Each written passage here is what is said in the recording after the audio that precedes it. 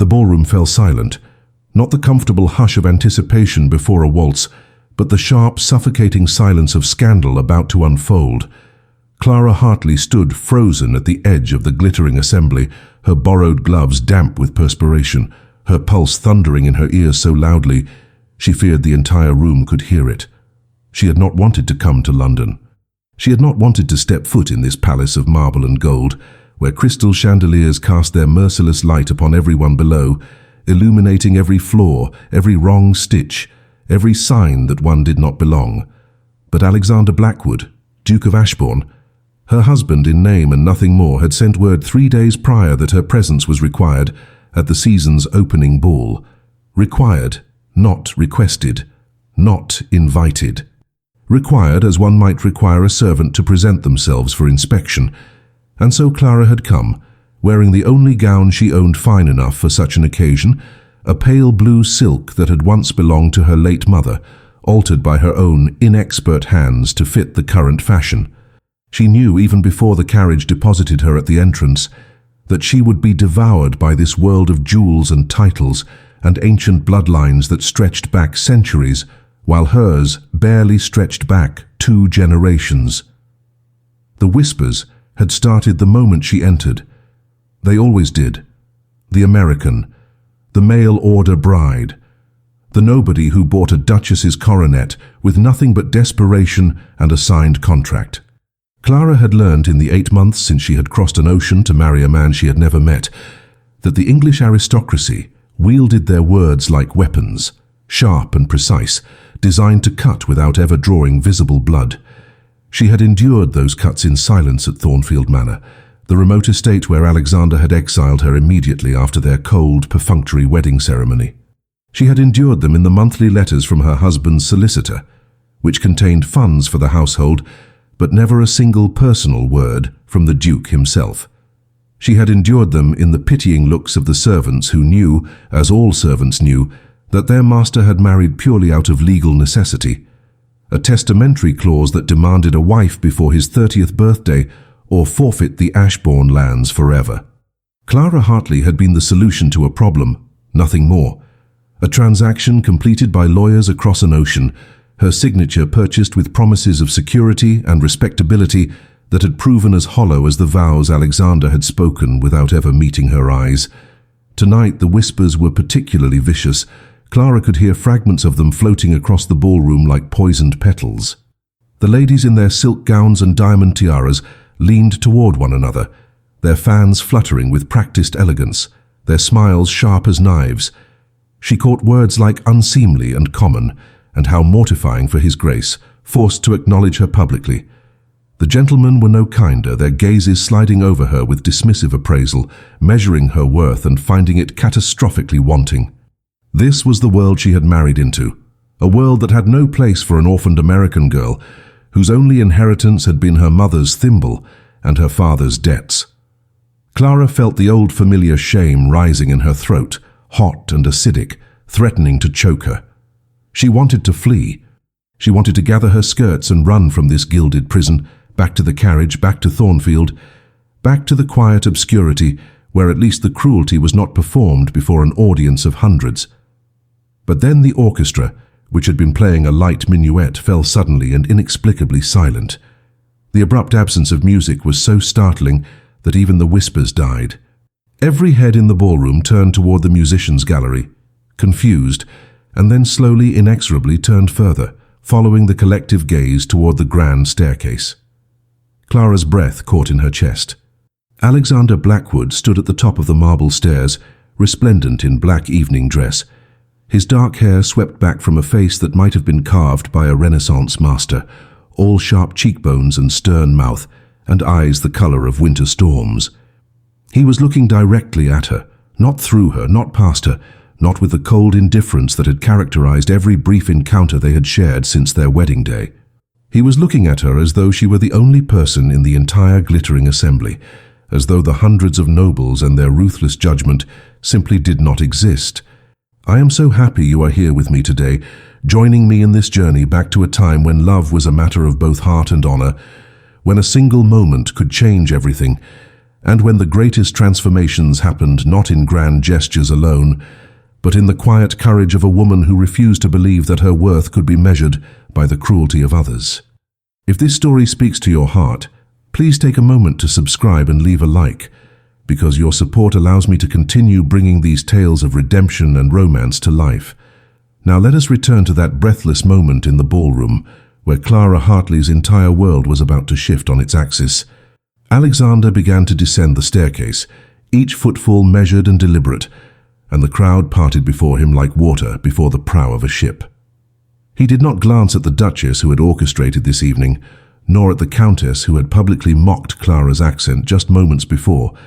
nor at any of the assembled peers who had spent months speculating about the scandalous arrangement of his marriage. His eyes remained fixed on Clara, and in them she saw something she had never seen before, something that made her heart stutter and her breath come shallow.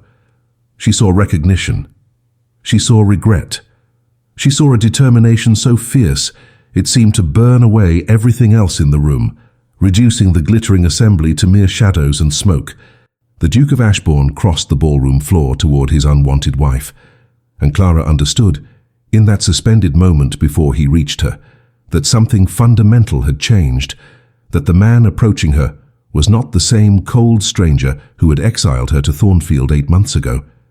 and that whatever happened next would determine not just this single evening, but the entire course of the life she had thought was already written and sealed. To understand how Clara Hartley had arrived at this moment, standing in a ballroom where she was both spectacle and ghost, one must travel backward 8 months to a different kind of silence in a different world entirely. Clara had been living in a cramped boarding house in Boston, working 16-hour days as a seamstress, in a factory where the air was thick with lint and the foreman's temper was thicker still, when the letter arrived bearing a British seal and a proposal that seemed too extraordinary to be real. The letter had been formal, composed by a London solicitor on behalf of Alexander Blackwood, 9th Duke of Ashbourne, seeking a bride of good character and modest expectations for a marriage of convenience. The terms were laid out with businesslike precision. Clara would receive passage to England, a generous settlement upon marriage and the title and protection of the Ashbourne name. In exchange, she would marry the Duke by proxy, ask no questions about the arrangement, and conduct herself with the discretion appropriate to her new station. There was no mention of love, no promise of affection, no pretense that this was anything other than a transaction designed to satisfy a legal requirement that the Duke's late father had maliciously embedded in his will as punishment for his son's years of defiant bachelorhood. Clara had spent 3 sleepless nights weighing her options, which were pitifully few. At 23, she was alone in the world, her parents lost to fever 2 years prior, their modest bakery sold to pay the debts they had left behind. She had no family, no prospects, no future beyond the grinding poverty of factory work that would eventually destroy her health and leave her destitute in old age. The marriage offer was absurd, certainly, the stuff of penny dreadfuls and cautionary tales, but it was also tangible and real, verified by a Boston lawyer who confirmed that the Duke of Ashbourne was indeed a wealthy and legitimate peer of the realm, and that the settlement funds had already been deposited in escrow. Clara was not a romantic. She had been raised by practical parents, who had taught her that survival required clear eyes and hard choices, and so she had signed the contract with a steady hand, married the Duke by proxy in a Boston courthouse with 2 strangers as witnesses, and boarded a steamship bound for Liverpool with nothing but her mother's altered wedding gown, packed carefully in her trunk, and a heart full of cautious, carefully managed hope that perhaps this arrangement might lead to something resembling a decent life. The hope had died the moment she met her husband. The wedding ceremony in England, required by law despite the proxy marriage, had taken place in a small chapel on the Ashbourne estate, with only the vicar and 2 servants as witnesses. Alexander had arrived late, striding into the chapel with the air of a man attending a funeral rather than his own wedding, his handsome face set in lines of such profound displeasure that Clara had felt her hands go cold inside her gloves. He had spoken his vows in a clipped, emotionless tone, never once meeting her eyes, and when the vicar pronounced them man and wife, Alexander had turned on his heel and left the chapel without a word, without a glance, without even the courtesy of acknowledging that Clara existed as anything more than an inconvenient legal necessity. The humiliation had been so complete, so devastating, that Clara had stood frozen at the altar for a full minute after he departed, unable to process what had just occurred, unable to reconcile the coldness she had just witnessed with even her lowest expectations of what this marriage might be. The exile to Thornfield Manor had been announced that same evening by Alexander's personal secretary, a thin man with apologetic eyes who informed Clara that the Duke had urgent business in London and that she would be more comfortable residing at Thornfield, a charming property in Yorkshire, where she could become accustomed to English country life without the pressures of London society. The words were diplomatic, but Clara understood their true meaning. She was being hidden away, removed from sight like an embarrassing mistake, tucked into a remote corner of the Ashbourne holdings where she could not inconvenience her husband with her presence or remind him of the distasteful necessity that had forced him to marry at all. She had travelled to Thornfield the next morning, alone in a carriage that seemed to carry her farther and farther from anything resembling the life she had imagined. And when she finally arrived at the manor house, a sprawling stone edifice set against the wild beauty of the Yorkshire moors, she had stood in the entrance hall and understood with perfect, painful clarity that she had traded one kind of loneliness for another, that she had crossed an ocean and gained a title only to become more invisible than she had ever been in Boston. But Clara Hartley had not survived orphanhood and poverty by surrendering to despair, and so she had done what she had always done. She had rolled up her sleeves and she had worked. If she was to be the forgotten Duchess of Ashbourne, then she would at least be useful, and she would at least matter to someone, even if that someone was not her husband. She had thrown herself into the management of Thornfield with a fierce determination, learning the names of every tenant farmer, every housemaid, every stable boy. She had walked the estate in all weather, listening to the concerns of the people who worked the Ashbourne lands, people who had been neglected for years while the Duke remained in London, too consumed by whatever demons drove him to care about the crumbling cottages and failing crops that sustained his wealth.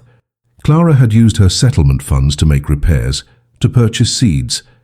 to hire a local doctor to tend to the sick children in the village. She had sat at the bedsides of dying tenants, held the hands of women in childbirth, taught reading to the farmers' daughters in the manor's unused library.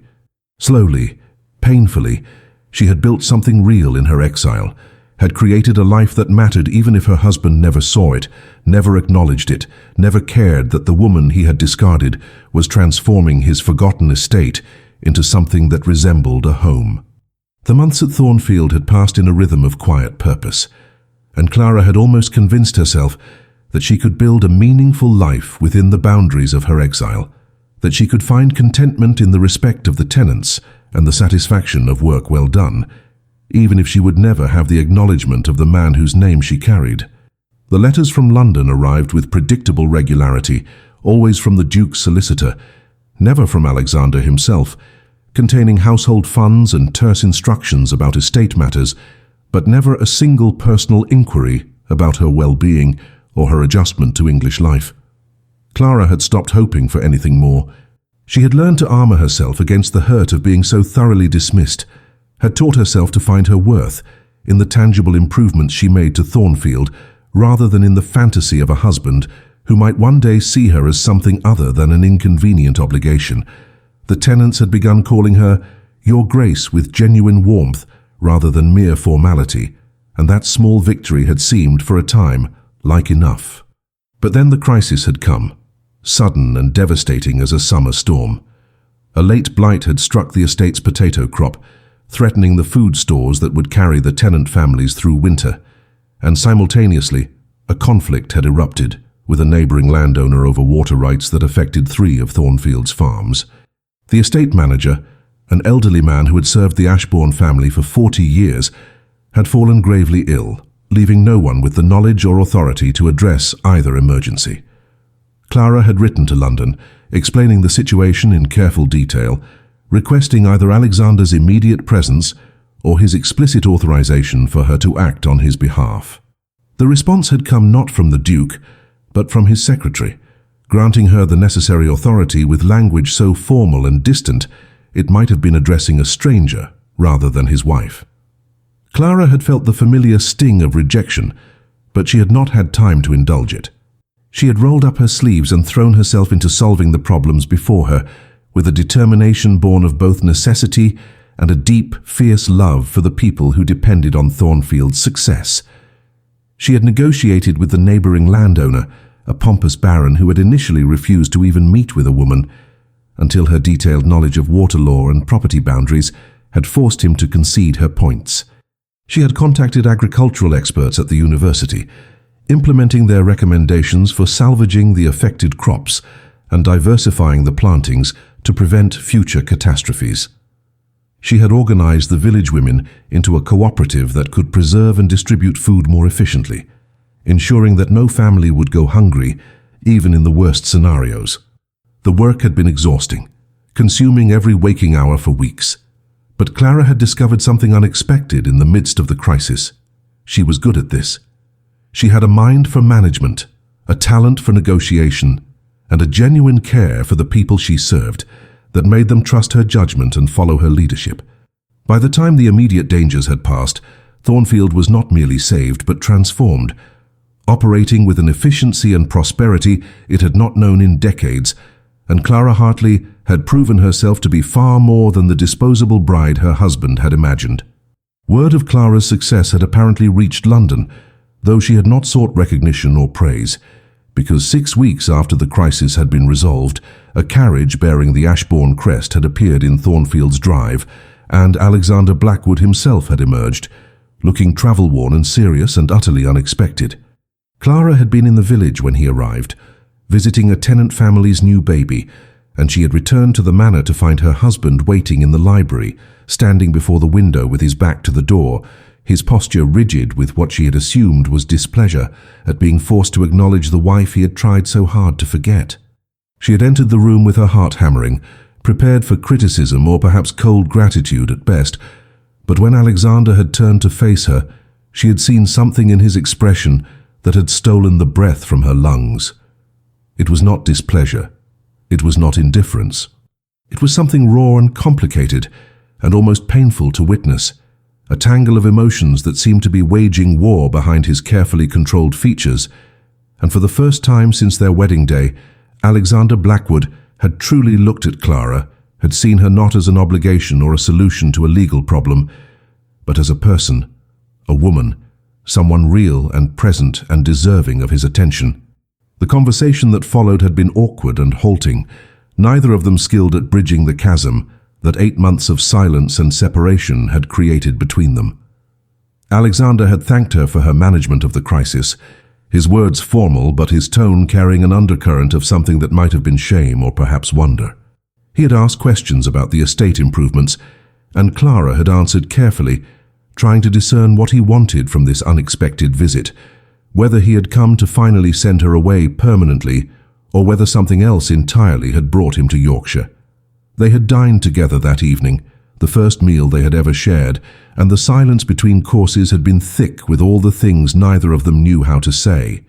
Alexander had remained at Thornfield for 3 days, and during that time, Clara had caught him watching her with an intensity that both unnerved and confused her, as though he were trying to solve a puzzle he had not realized existed until now,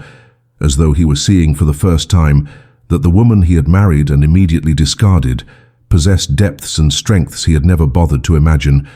and the recognition was forcing him to confront truths about himself that he found deeply uncomfortable. On the 3rd evening of Alexander's stay at Thornfield, something shifted between them in a way that could not be undone or ignored. They had taken a walk after dinner, Clara's suggestion born from a desperate need to escape the oppressive formality of the dining room, where every silence felt weighted with unspoken accusations and regrets. The Yorkshire moors stretched around them in the fading light, wild and beautiful, and indifferent to human complications, and perhaps it was the landscape's stark honesty that finally gave Alexander the courage to speak the truth he had been carrying. They had stopped at the crest of a hill overlooking the estate,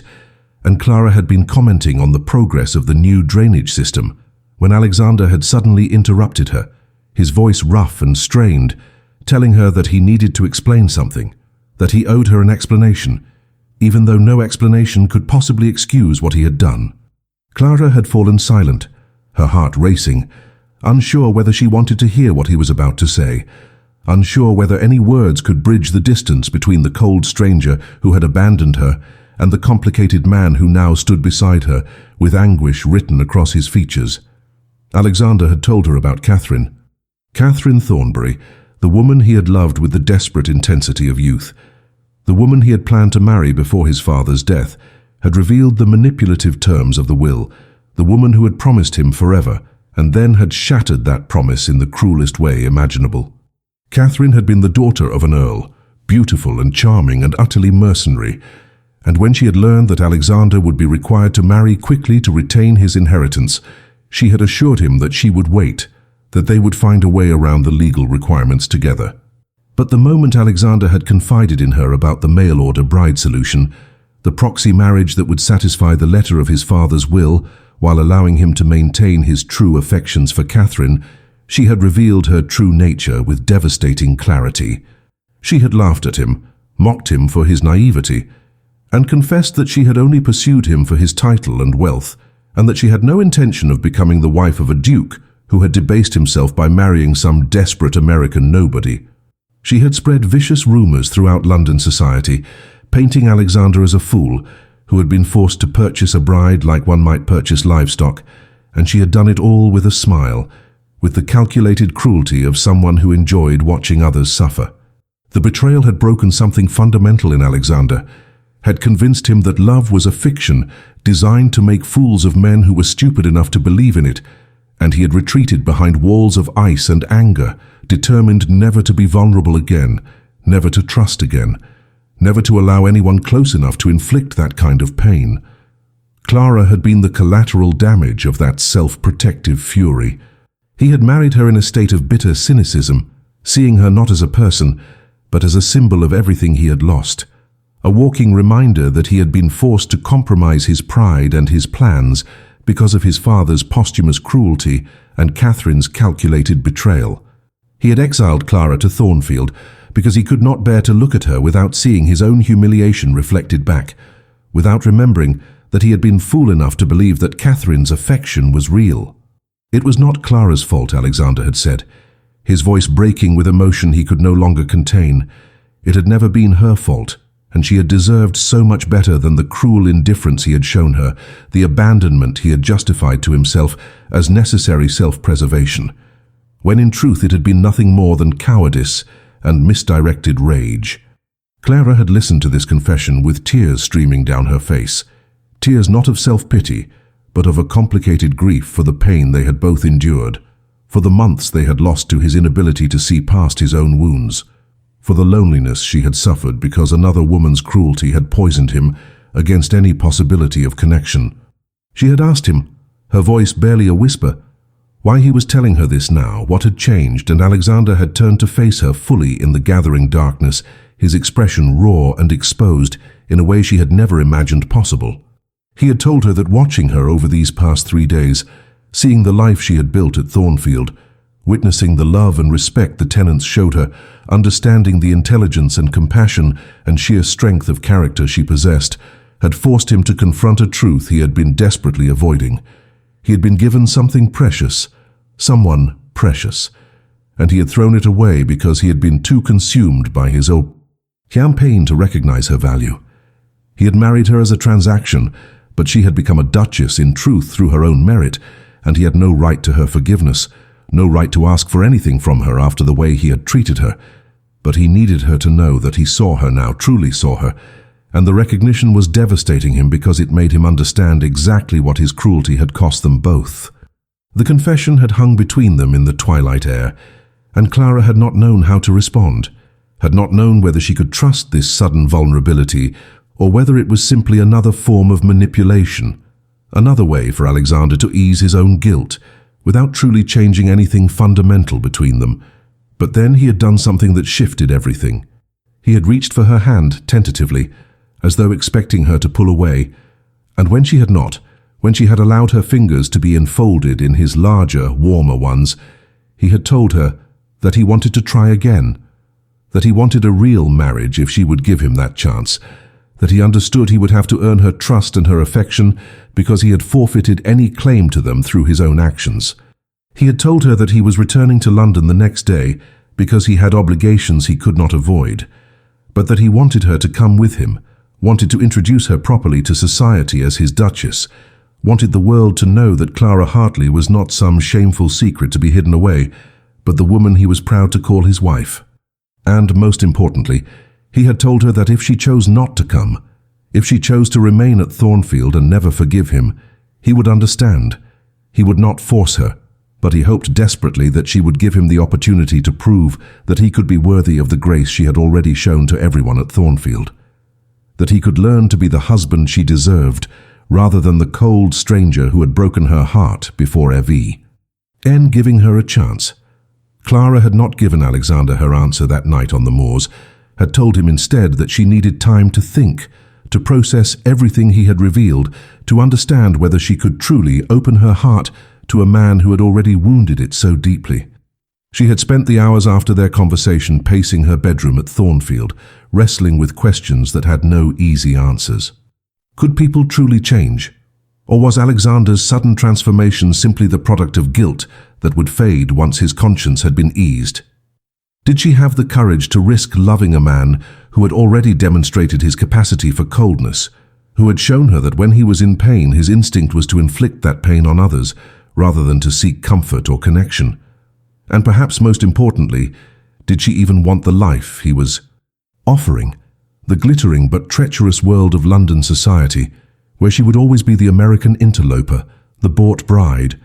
the woman who did not belong no matter what title she carried. Thornfield had become her sanctuary, the one place where she had value and purpose and respect, and leaving it felt like stepping off a cliff into darkness, trusting that Alexander would catch her when his track record suggested he was far more likely to. Oh, simply let her fall.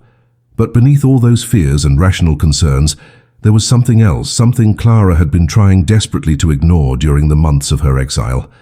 There was a stubborn, inconvenient hope that refused to die, no matter how many times Alexander had given her reason to kill it. She had felt it the first time she had seen his portrait in Thornfield's gallery, had recognized in his painted features a loneliness that mirrored her own, a sense that here was someone who understood what it meant to be isolated, even in the midst of obligation and duty. She had felt it when reading the few letters he had written in his own hand, rather than through his solicitor, brief notes about estate business that nevertheless revealed glimpses of a sharp intelligence and a dry wit that suggested there was more to Alexander Blackwood than the cold automaton who had abandoned her. And she had felt it most powerfully during these 3 days of his visit, when she had caught him watching her with an expression that looked almost like wonder, as though he were discovering something he had not known he was searching for, as though she had become a mystery he desperately wanted to solve. Clara was not naive enough to mistake any of this for love, not yet, but she recognized the potential for it, the fragile possibility that two wounded people might find in each other something worth healing for, worth risking for, worth fighting for. In the end, it was not hope that decided her, but something more fundamental, Clara's own sense of who she was and who she wanted to be.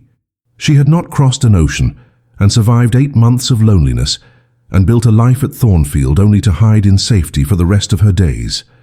She had not worked so hard to earn the respect of Thornfield's tenants, only to prove that she lacked the courage to claim respect in a wider world. If Alexander was offering her a chance, however uncertain and fraught with risk, to be seen and acknowledged and valued in the society that had dismissed her, then refusing that chance would be allowing fear to dictate her choices,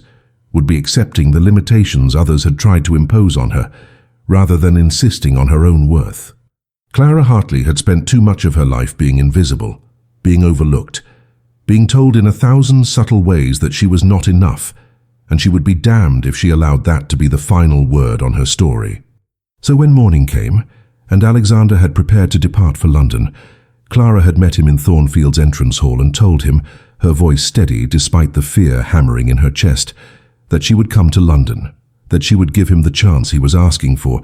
but that he needed to understand she was not doing this as a supplicant, begging for his approval, but as his equal, as a duchess who had earned that title through her own effort. FIRST, and she expected to be treated as such. Alexander's relief had been palpable and profound, and he had made her a promise in that moment that Clara had chosen to believe, because the alternative was to remain forever trapped in the safe but limited world of her exile. He had promised that when they arrived in London, he would not hide her away or apologize for her or allow society to treat her as less than she was. He had promised that he would stand beside her, publicly and unequivocally, and that anyone who wished to mock or diminish her would have to go through him first. And most significantly, he had promised that at the season's opening ball, the most important social event of the year where everyone who mattered would be in attendance, he would make a gesture so public and so unmistakable that no one could ever again question her place as the Duchess of Ashbourne or suggest that their marriage was anything less than a true union worthy of respect. Clara had not asked what that gesture would be, had simply nodded her acceptance of his promise, and together they had travelled to London, she in a state of carefully controlled anxiety, and he with a determination that seemed to grow stronger with each passing mile, as though he were preparing himself for battle. And the enemy he intended to defeat was not society's cruelty, but his own past failures. The weeks leading up to the ball had been a strange and delicate dance between two people learning how to be married after having been strangers for so long. Alexander had been attentive in ways that both touched and confused Clara, joining her for breakfast each morning, asking about her thoughts on the London townhouse, soliciting her opinions on matters of estate business, with a respect that suggested he genuinely valued her judgment. He had not pushed for physical intimacy, had not demanded the rights that would have been his as her husband, seemed to understand that trust could not be commanded, but only earned through consistent demonstration that he was worthy of it. There had been moments of unexpected warmth between them, conversations that stretched late into the evening, shared laughter over some absurdity in the Times, brief touches that seemed to carry the weight of all the touches they had not yet shared, and Clara had felt herself softening toward him despite her determination to guard her heart, had felt the possibility of real affection beginning to bloom like something fragile and new that needed careful tending if it was going to survive. But she had also heard the whispers, had known from the servants' carefully neutral faces and the pointed way certain ladies had failed to leave calling cards that London society was sharpening its knives, preparing to eviscerate the American nobody who had dared to marry a duke. And she had understood that the ball Alexander had promised would be either her vindication or her absolute destruction, and there would be no middle ground between the two fates. And now the moment had arrived, the moment when all of Alexander's promises would either be fulfilled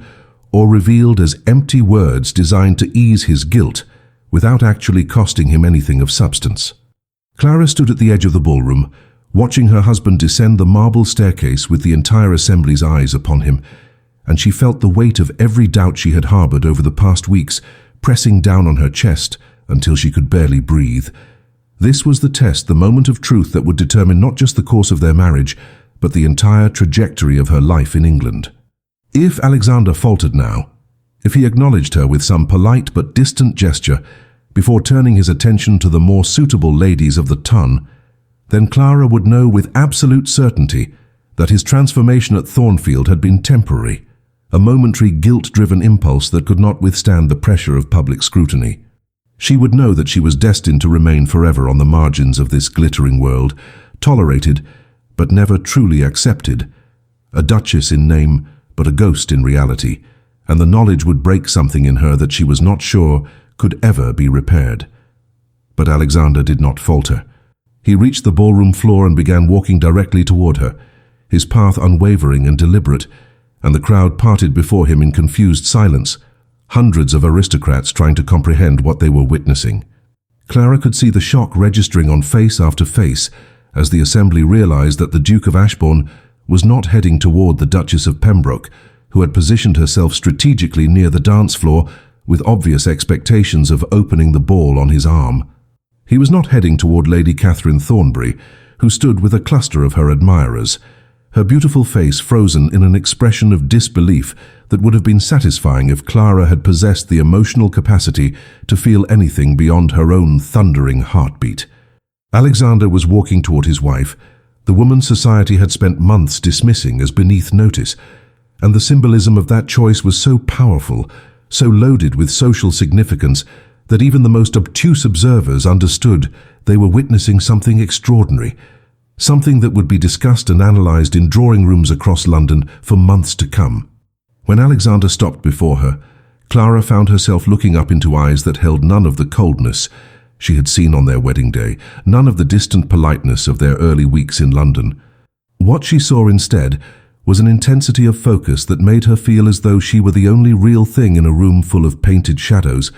as though every other person in the ballroom had ceased to exist,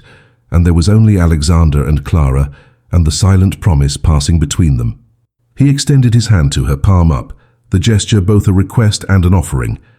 and Clara noticed that his hand was trembling slightly, betraying a nervousness that his stern expression tried to hide. It was that small evidence of his vulnerability that finally allowed her to breathe again,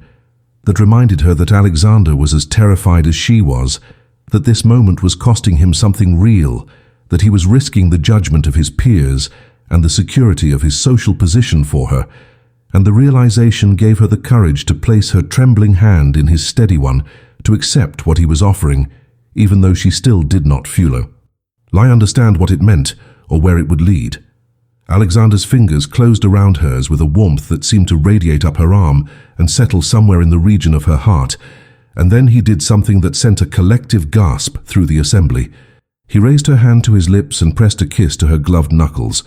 a gesture of devotion and respect that was entirely inappropriate for a ballroom, entirely too intimate for public consumption, and entirely unmistakable in its meaning. This was not a duke fulfilling an obligatory dance with an inconvenient wife.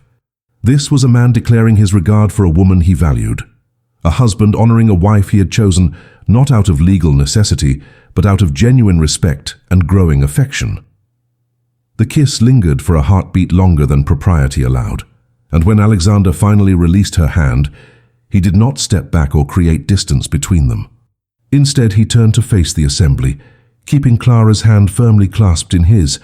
and his voice, when he finally spoke, carried across the silent ballroom with a clarity and authority that demanded attention and respect from everyone present. Alexander announced to the hushed crowd that there had been much speculation about his marriage, much gossip and rumor and unkind judgment passed about a woman they knew nothing about, and he was here tonight to correct the record once and for all. He told them that Clara was not the desperate opportunist they had imagined, not some scheming American who had trapped a duke into marriage, but a woman of extraordinary character and capability who had single-handedly saved the Thornfield estate from ruin while he had been too consumed by his own bitterness to see what was happening. He told them that she had earned the loyalty and love of people who had no reason to offer either, that she had demonstrated grace and dignity in the face of isolation and rejection that would have broken a lesser person, and that if anyone in this ballroom had cause for shame, it was Alexander himself for having failed to recognize her worth, until almost too late. The ballroom remained frozen in shocked silence as Alexander continued, his words cutting through years of social conditioning and aristocratic prejudice with a bluntness that was almost shocking in its directness. He told them that Clara Hartley was the Duchess of Ashbourne, not because of a legal technicality or a proxy marriage, but because she had proven herself worthy of that title through her actions and her character,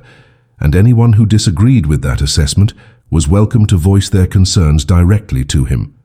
though he suspected they would find the conversation uncomfortable and ultimately unproductive because he would not be swayed from his position or convinced to apologize for his choice.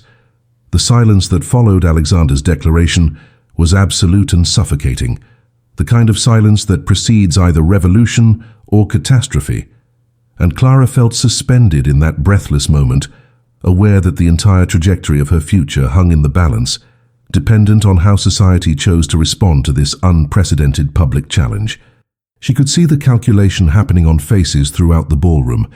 aristocrats weighing the social cost of defying a duke against the satisfaction of maintaining their prejudice, ladies whose cruelty had seemed so certain and absolute just moments ago now looking uncertain and uncomfortable, as though they had not anticipated that their whispered mockery might ever be confronted so directly. The Duchess of Pembroke's face had gone pale with fury, her mouth compressed into a thin line of displeasure that suggested she was already composing the cutting remarks she would deploy at the next opportunity. Lady Catherine stood frozen near the refreshment tables, her beauty marred by an expression of such venomous hatred that Clara felt a chill of recognition, understanding suddenly and completely that this was the woman who had broken Alexander, that this was the cruelty he had been running from, and that by choosing Clara publicly, he was not merely honoring his wife, but repudiating the woman who had taught him to believe that love was a weapon designed to inflict pain. But then something unexpected happened, something that shifted the entire tenor of the moment in a way that Clara would remember for the rest of her life. The Dowager Countess of Harrington, a formidable woman in her 70s, whose opinion carried the weight of 4 decades of social dominance, stepped forward from the crowd and executed a perfect curtsy in Clara's direction, her aged knees bending in deference to a duchess she was publicly choosing to acknowledge and respect. The gesture was unmistakable in its meaning, a declaration that whatever the Dowager Countess thought of Americans or mail-order marriages or the unconventional nature of the Ashbourne union, she was choosing to accept Clara as a legitimate member of their world, and her acceptance carried with it the implicit command that others should follow her example. Within moments, like dominoes falling in sequence,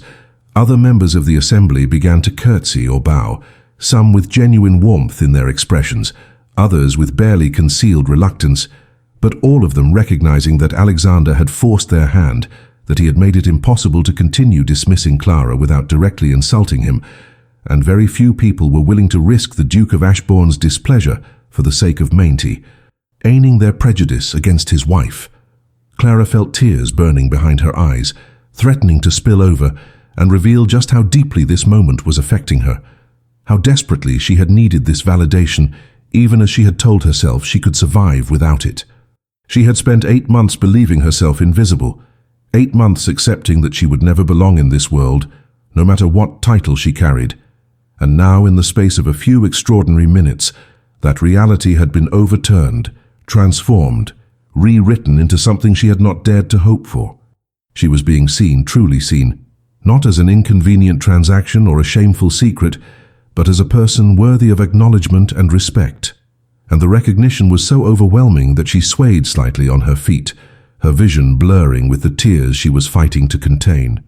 Alexander must have felt her falter, because his hand tightened around hers, steadying her, silently communicating his support and his understanding that this moment was costing her something emotionally, even as it was giving her everything she had been denied. But Alexander was not finished. He had promised Clara a gesture so public and unmistakable that no one could question her place beside him, and a speech, however powerful, was only words. Words could be reinterpreted, minimized, forgotten with time. What Alexander did next would be remembered forever, would become the story that defined the Ashbourne marriage in the collective memory of London society, would be the tale that mothers told their daughters and hostesses, recounted at dinner parties for years to come. He released Clara's hand for a moment, and she felt a flash of panic, a terrible fear that perhaps he had done all he intended to do and was now stepping back, returning to the safety of social convention. But then he turned to face the musicians' gallery and raised his hand in a commanding gesture that brought every eye in the ballroom to the orchestra. His voice rang out clear and authoritative, cutting through the whispered conversations that had begun to ripple through the crowd, and he gave an instruction that made Clara's heart stop completely in her chest. Alexander commanded the orchestra to prepare for a waltz, and he specified not just any waltz, but the opening waltz of the ball, the most prestigious dance of the evening, traditionally reserved for the highest-ranking lady present or the hostess whose event was being celebrated. By claiming that dance for Clara, Alexander was making a statement that transcended mere acceptance or acknowledgement. He was declaring that his wife was not simply equal to the other ladies in attendance, but deserving of the highest honor he could bestow in this setting, that she would not be relegated to the margins or the later dances, but would open the ball on his arm, in full view of everyone who had ever questioned her worth. The audacity of it, the sheer magnificent boldness of claiming that space for a woman's society had tried to render invisible, sent a shockwave through the assembly that Clara could feel like a physical force. This was not appeasement or compromise. This was revolution, a complete overturning of the social order that had tried to keep Clara in her assigned place, and Alexander was orchestrating it with the calm certainty of a man who knew exactly what he was doing and refused to apologize for any of it. The orchestra, after a moment of stunned hesitation, began to tune their instruments with renewed focus, the discordant sounds of preparation filling the breathless silence of the ballroom like a promise of something momentous about to unfold. Alexander turned back to Clara, and the expression on his face was so tender, so filled with an emotion that looked remarkably like love, or at least the beginning of it, that Clara felt her carefully maintained composure finally beginning to crack. He reached for her other hand so that he was holding both of them now, his thumbs brushing gently across her knuckles in a gesture of reassurance and affection, and he leaned closer so that his next words were meant for her alone, a private moment carved out of this most public of spectacles. He told her that she was the bravest person he had ever known,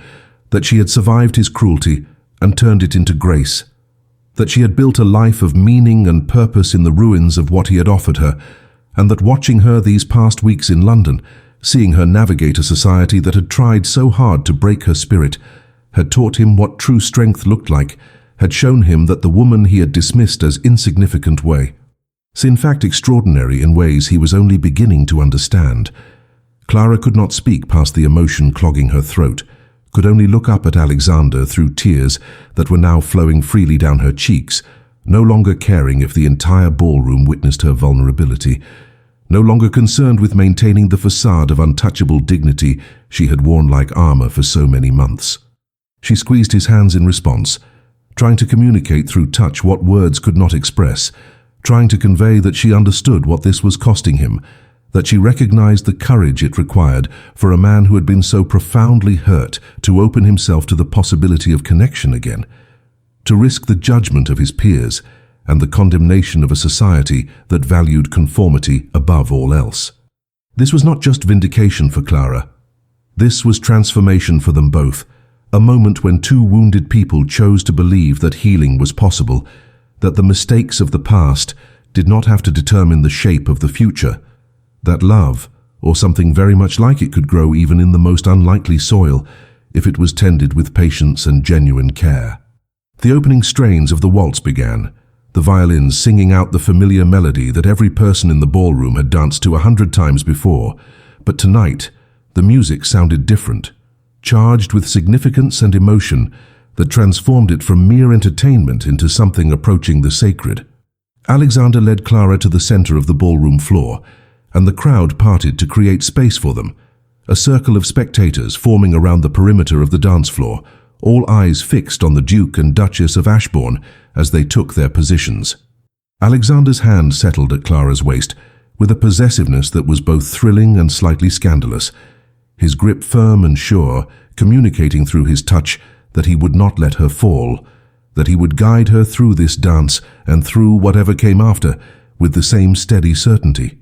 Clara placed her hand on his shoulder, feeling the solid strength of him beneath the fine fabric of his evening coat,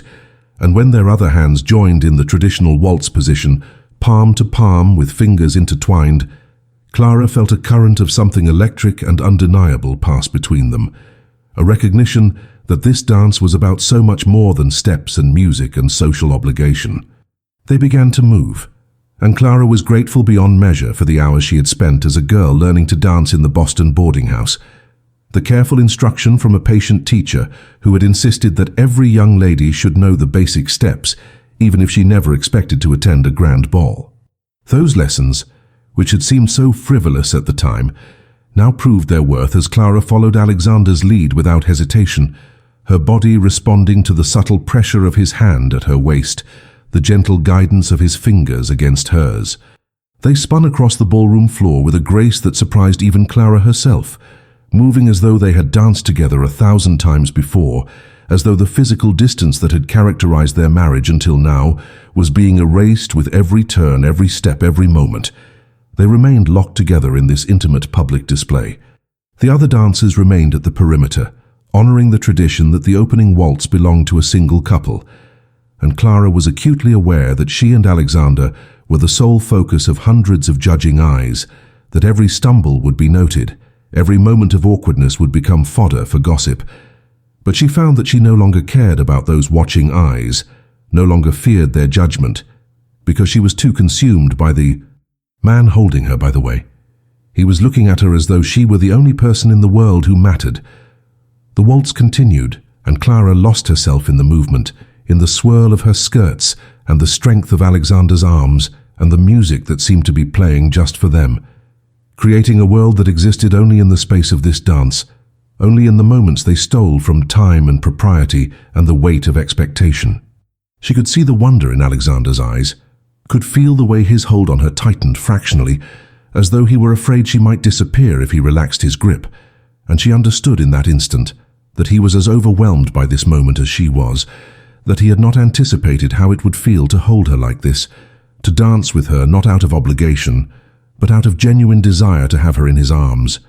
Something was shifting between them with every rotation across the floor, something profound and irreversible, the final walls that had separated them crumbling into dust beneath the weight of shared vulnerability and public commitment. This was not merely a dance. This was a vow spoken without words, but no less binding for its silence, a promise that they would face the world together from this moment forward, that whatever storms came, whatever challenges society threw at them, they would meet them as partners, rather than as strangers bound by contract and convenience. As the final notes of the waltz faded into silence, Alexander and Clara came to a stop in the center of the ballroom, still holding each other, neither quite ready to break the spell that had been woven around them during those extraordinary minutes. The applause that erupted from the assembled guests was thunderous and prolonged, a genuine outpouring of approval that Clara had not expected, had not dared to hope for, and the sound of it washed over her like a benediction, like the collective voice of a society that had finally decided to accept rather than reject, to celebrate rather than condemn. Clara saw genuine smiles on faces that had been cold or dismissive just an hour before, saw the Dowager Countess nodding with obvious satisfaction, saw even some of the younger ladies whose cruelty had been particularly pointed now looking chastened and perhaps even slightly ashamed, as though Alexander's public devotion had forced them to reconsider their easy assumptions about the American nobody who had dared to marry above her station. Not every face in the crowd reflected approval, of course. Lady Catherine had disappeared entirely, apparently unable to stomach the sight of Alexander choosing another woman so publicly and so definitively, and the Duchess of Pembroke looked as though she had bitten into something extraordinarily bitter. But their displeasure no longer mattered, no longer had the power to hurt Clara the way it might have just hours before, because she had something now that she had not possessed when she entered this B.E. Ballroom. She had proof undeniable and public that she was valued, that she was chosen, that she belonged. Alexander finally released her from the waltz position, but he did not step away or create distance between them. Instead, he raised her hand to his lips once more, pressing another kiss to her knuckles that felt even more intimate than the first, and then he tucked her arm through his and led her around the perimeter of the ballroom, making a slow, deliberate circuit that forced everyone present to acknowledge them both, to greet them as a united couple rather than as a duke and his inconvenient appendage. Clara found herself being introduced and reintroduced to people who had previously looked through her, as though she were invisible, found herself receiving invitations to teas and dinners and morning calls that had been conspicuously absent during her first weeks in London, found herself being treated with a deference and respect that would have seemed impossible just this morning. The transformation was dizzying and slightly surreal, as though she had stepped through a door into an alternate version of her life where the rules had suddenly changed in her favor, and she had to remind herself that this was not magic or illusion, but simply the result of Alexander's willingness to use his considerable social power on her behalf, to leverage his position and his influence to create space for her in a world that had tried to keep her out.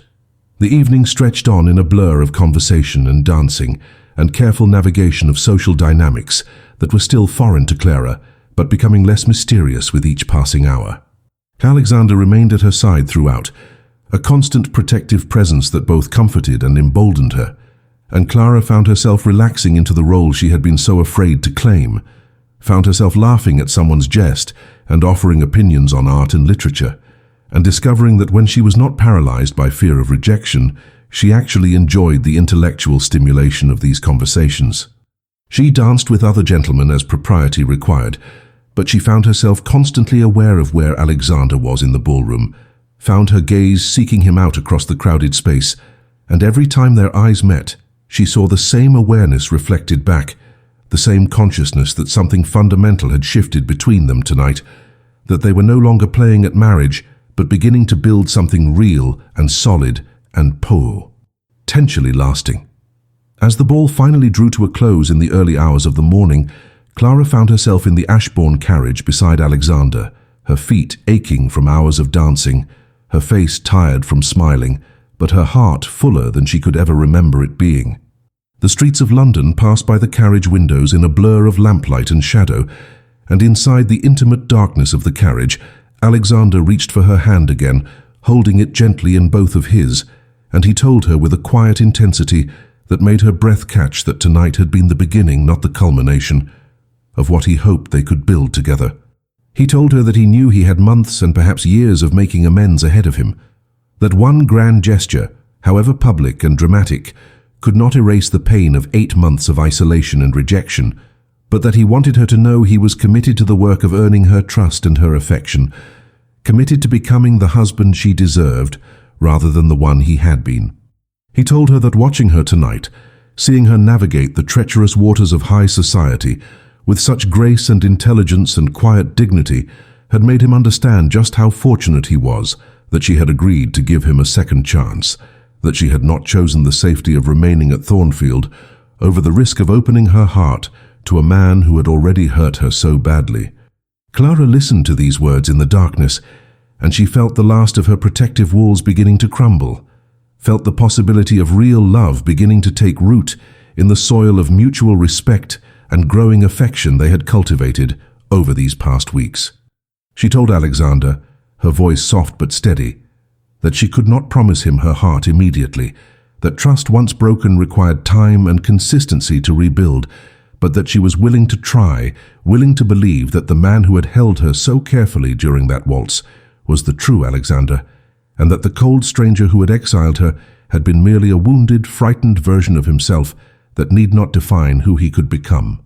She told him that tonight had given her something she had not realized she needed so desperately. It had given her proof that she was not the problem, that her worth was real and substantial and recognizable to others, and that knowledge had freed something in her that had been locked away behind fear and shame for far too long. They arrived at the London townhouse still holding hands, still talking in quiet voices about the future they might build together, and when Alexander walked her to her bedroom door, he kissed her forehead with a tenderness that promised patience and respect, and a willingness to move at whatever pace she needed, and Clara understood that she was finally, truly, beginning to believe in the possibility of a happy ending to a story that had started with such profound unhappiness and isolation. The months that followed the ball were a revelation for Clara, a gradual unfolding of the life she had crossed an ocean hoping to find, but had long since stopped believing was possible. Alexander kept his promise with a consistency that slowly, inevitably dissolved the last of her doubts and fears. He courted her as he should have done from the beginning, with thoughtful conversations over breakfast, with invitations to ride through Hyde Park in the early morning when London was still quiet and belonged only to them,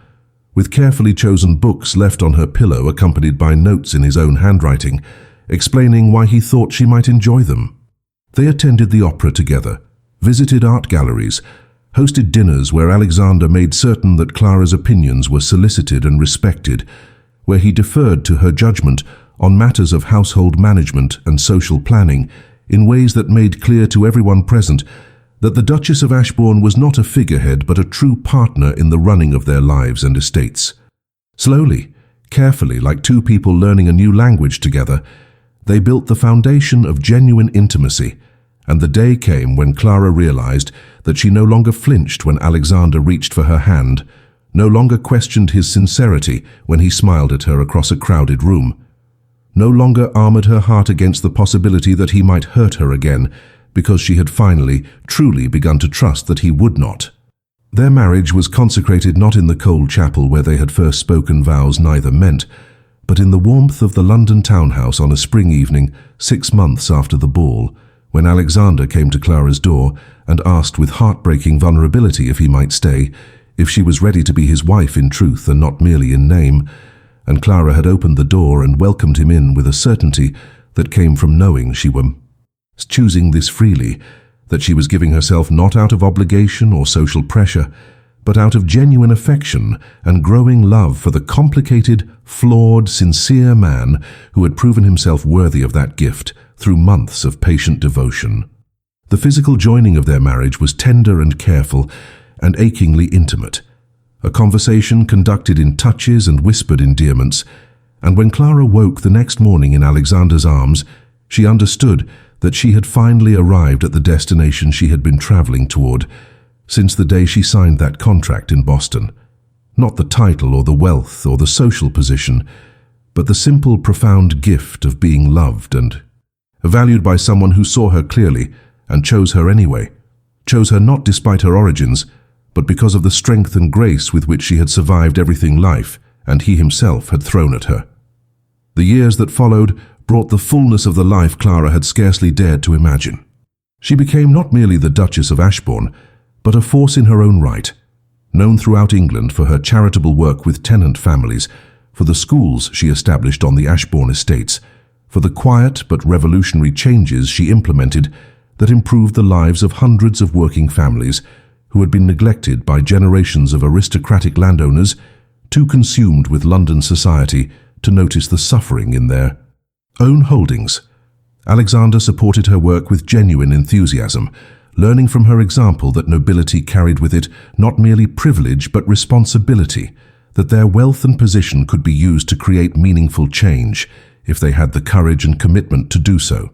They divided their time between London and Thornfield, and Clara discovered that she loved both lives equally.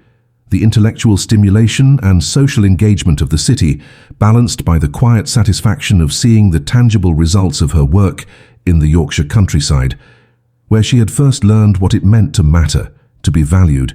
to make a difference in the lives of real people, rather than merely existing as an ornament in someone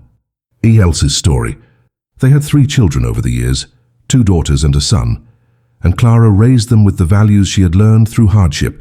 teaching them that worth was not conferred by birth or title, but earned through character and action, that kindness was not weakness but the highest form of strength, that the measure of a person's value lay not in how they treated their equals, but in how they treated those who had nothing to offer them in return. She told them stories of their mother's journey from Boston to England, stories that did not shy away from the difficulty and pain of those early months,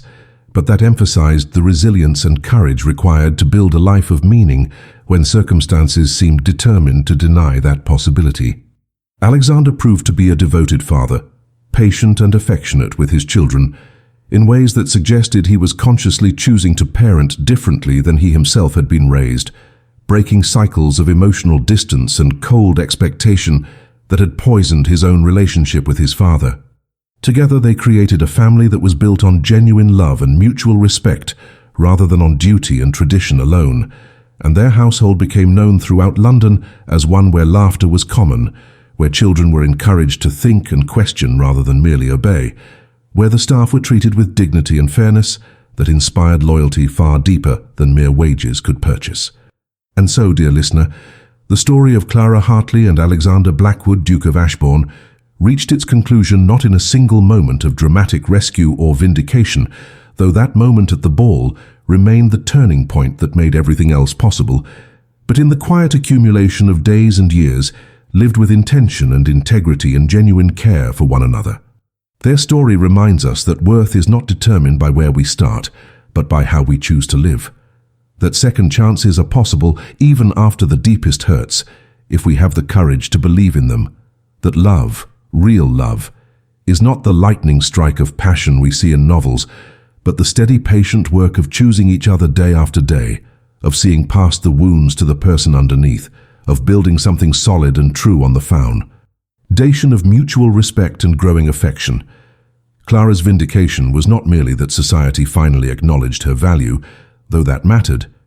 but that she never stopped believing in her own worth, even when everyone around her denied it, and that steadfast certainty in herself ultimately created the space for others, including Alexander, to see what had been there all along.